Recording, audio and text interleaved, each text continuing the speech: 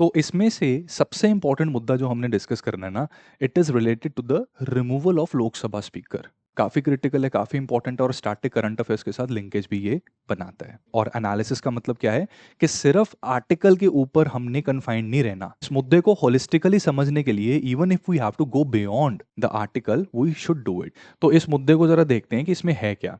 तो बेसिकली ओम बिरला साहब के ऊपर ऑपोजिशन की क्या है, मेजरली 4 एलिगेशंस हैं। पहली एलिगेशन में लीडर ऑफ ऑपोजिशन कह रहे हैं कि जब जब ये बोलने की कोशिश करते हैं तो इनको रोक दिया जाता है। जैसे जनरल नरवाने की किताब को लेकर इन्होंने एक डिस्कशन उठाने की कोशिश की, but he was disallowed from doing it.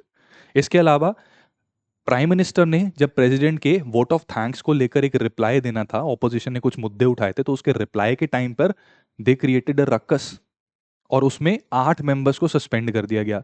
तो ऑपोजिशन का कहना है कि ये 8 एमपीस को आर्बिट्ररीली और अनफेयर तरीके से सस्पेंड किया। रूलिंग अलायंस या रूलिंग पार्टी के मेंबर्स को टच भी नहीं किया। फिर ये कहते हैं कि सिलेक्टिव एक्शन लेते हो, मेंबर पार्लियामेंट्स को फॉर्मर पीएम्स के ऊपर पर्सनल अटैक्स करने की परमिशन मिल जाती है। लेकिन अगर ऑपोजिशन का कोई एमपी सेम चीज करने की कोशिश करे तो क्या होता है कि पनिशमेंट मिलती है फॉर सच बिहेवियर।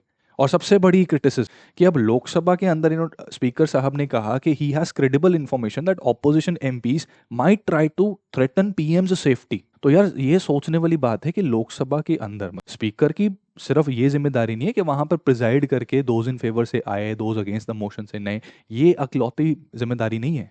अगर क्रेडिबल इंफॉर्मेशन है तो take action against those MPs, transparently सामने रखो, ट्रांसपेरेंटली एक्शन लो। लेकिन अगर ऐसे ही कोई क्रेडिबल इंफॉर्मेशन नहीं है, just by saying this opposition की क्रेडिबिलिटी बहुत ज्यादा क्वेश्चनेबल हो जाती है। तो इन चीजों को ध्यान में रखते हुए ऑपोजिशन को ऐसा लगता है कि जो लोकसभा के स्पीकर हैं वो रूलिंग पार्टी के नैरेटिव का साथ देने में, उस नैरेटिव को बिल्ड करने में अपनी एक कॉन्ट्रीब्यूशन दे रहे हैं। तो मुद्दा देखो ये है।